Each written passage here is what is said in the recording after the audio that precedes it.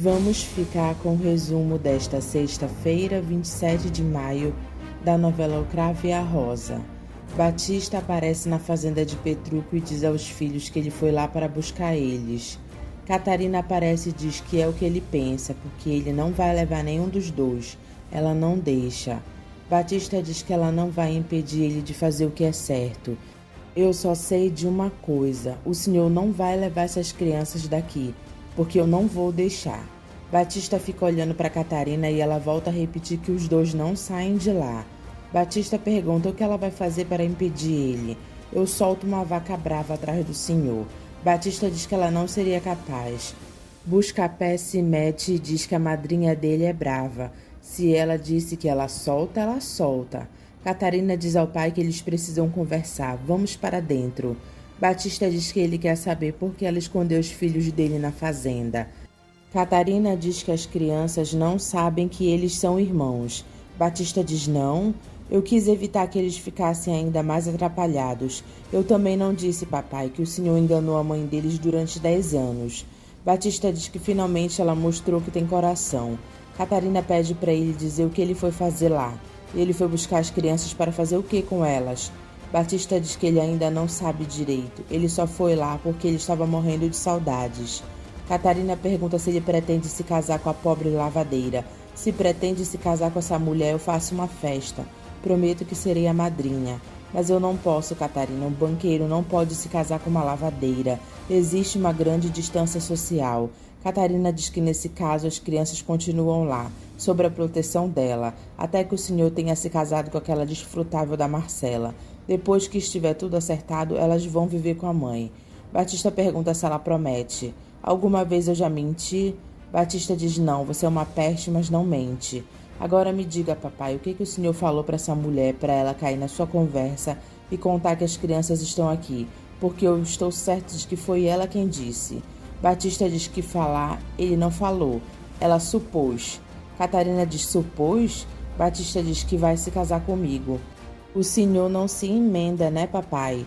O que eu posso fazer, Catarina? O meu coração é grande, tem lugar para vários amores. O seu coração é muito safado.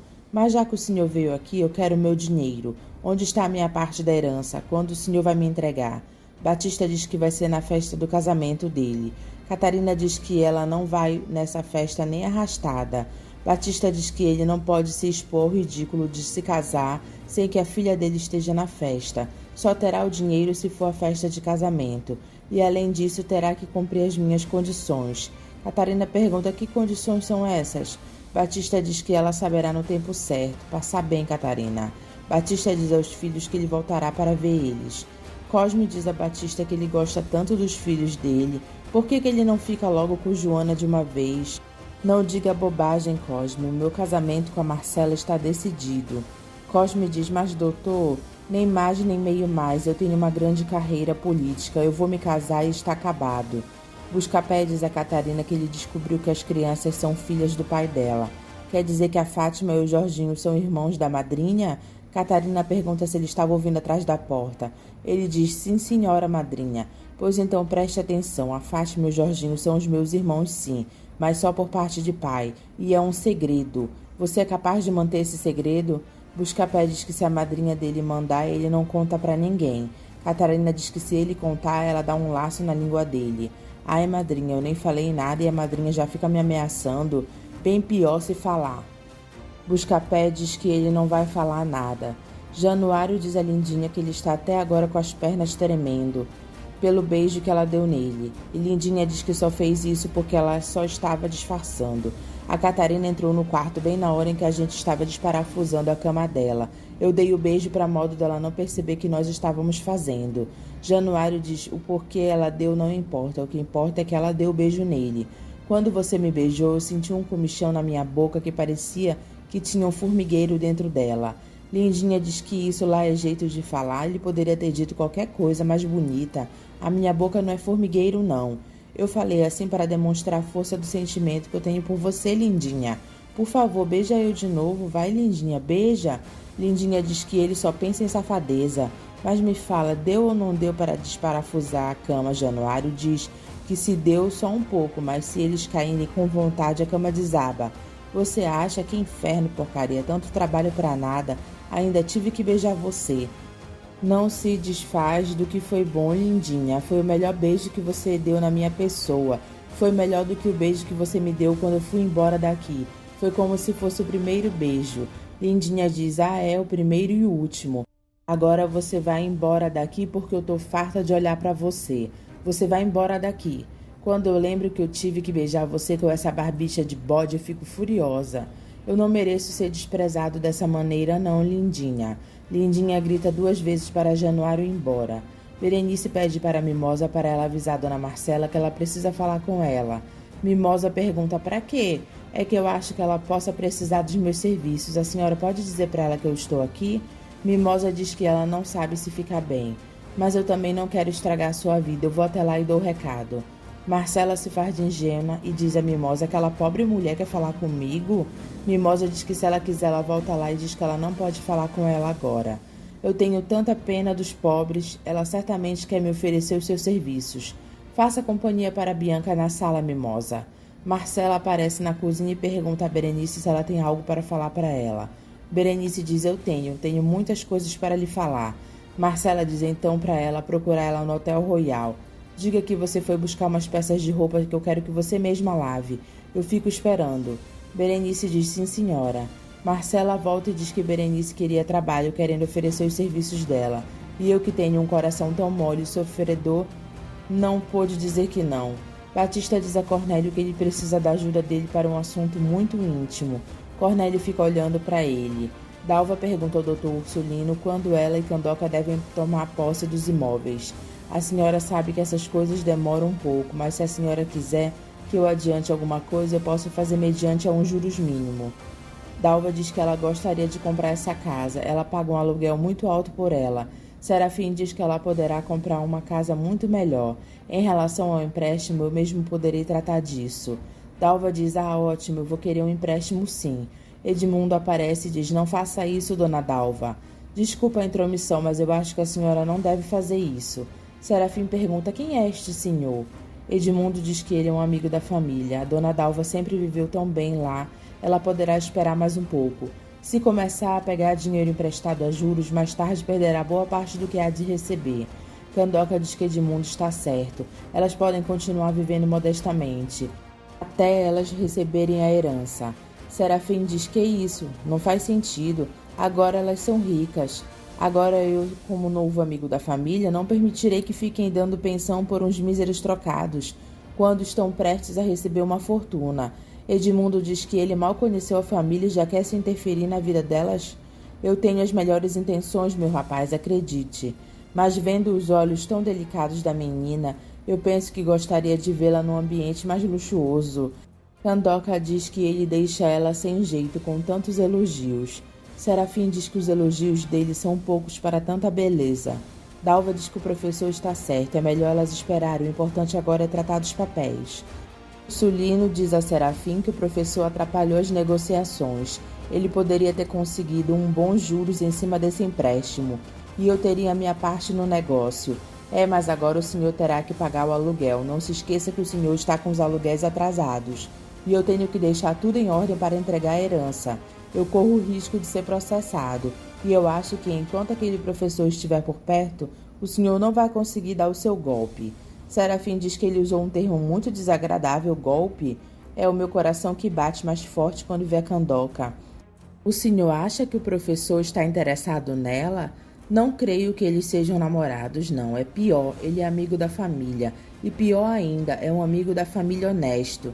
É o que eu digo, enquanto aquele professor estiver por perto, ninguém vai conseguir colocar as mãos nessa fortuna. Serafim diz que ele precisa dar um jeito de colocar o professor fora do caminho dele.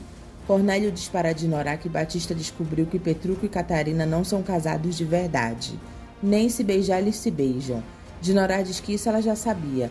Era uma condição para o casamento. Catarina não quer ter filhos e nem fazer o necessário para se ter filhos.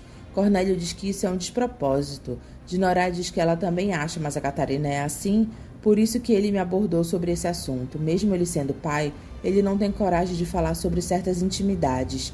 Sim, eu compreendo, é homem, não fica bem, não é? Por isso que ele falou comigo, para que eu falasse com você.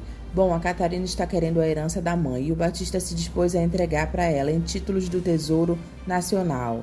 Dinorá pergunta onde é que ela entra nessa história. Cornélio diz que Batista quer que ela explique as condições para Catarina. Ela só vai ter esses títulos se ela se tornar uma mulher de verdade para o Petrúquio. Dinorá pergunta o que Batista tem a ver com isso.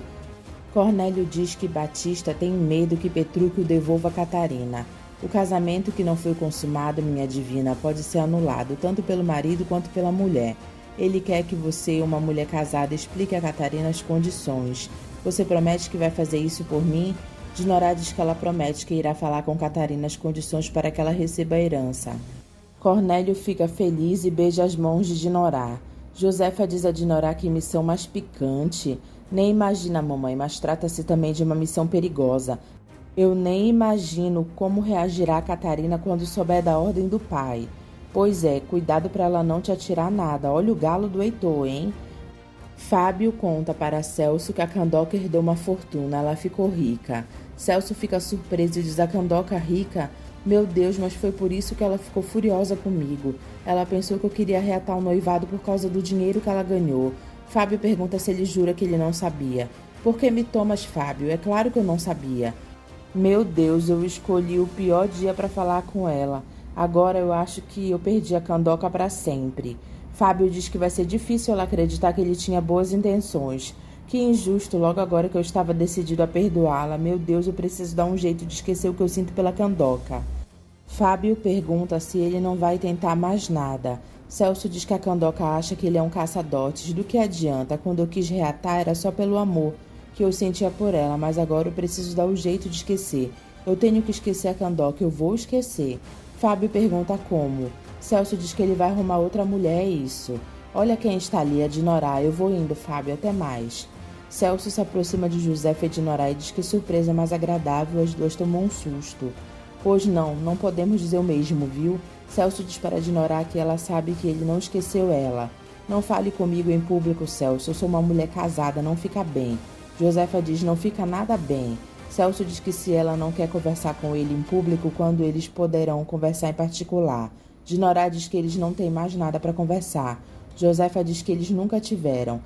Celso diz a Josefa que ele nunca conheceu uma mulher tão linda como a filha dela, mas ele está certo que ela tem uma rival. Dinorá diz rival? Celso diz para Josefa a senhora mesma, deve ter sido mais linda do que qualquer outra. Josefa acha graça e diz que de fato ela parecia um querubim, mas não pense que vai me convencer com seus elogios não. E saia de perto da minha filha, saia. Celso diz que ele não vai sair e vai correr atrás delas pela cidade inteira, a não ser que a Dinorá marque um encontro comigo. Dinorá diz, está bem, amanhã à tarde na igreja. Ele diz, está certo, amanhã na igreja. Josefa diz a Dinorá que ela não deveria ter marcado um encontro com esse camarada. Ah, mamãe, você acha que eu vou? Josefa diz, claro que eu acho, que vai, você vai. Dinorá diz para Marcela que aconteceu o que ela previa. O Batista pediu ao Cornélio para ele falar comigo, para me falar com a Catarina. Eu sabia que isso aconteceria. Batista me disse que falaria com seu marido. E eu disse que falaria com ela. Você sabe que Batista exige que ela e Petrúquio vivam como marido e mulher. Se ela continuar rejeitando Petrúquio, o pai não vai dar a herança para ela. Os tais títulos do Tesouro Nacional. Marcela diz que ela fica louca de ciúmes só de pensar o Petrúquio abraçado com aquela onça. Eu preciso ser fria e pensar bem. Eu não posso me deixar levar pelo ciúme. Dinorá pergunta, como assim? Ué, você mesma disse que Catarina está finalmente gostando do Petrúquio? Foi o que ela me disse. Eu já sei como acabar com a vida conjugal dos dois. Você vai fazer tudo o que eu vou dizer tintim por tintim. Dinorá diz que sim. E Marcela diz, nós vamos usar o amor como arma. Quando bem usado, o amor é uma arma muito poderosa. Petrúquio chega tarde em casa e Catarina aparece de camisola.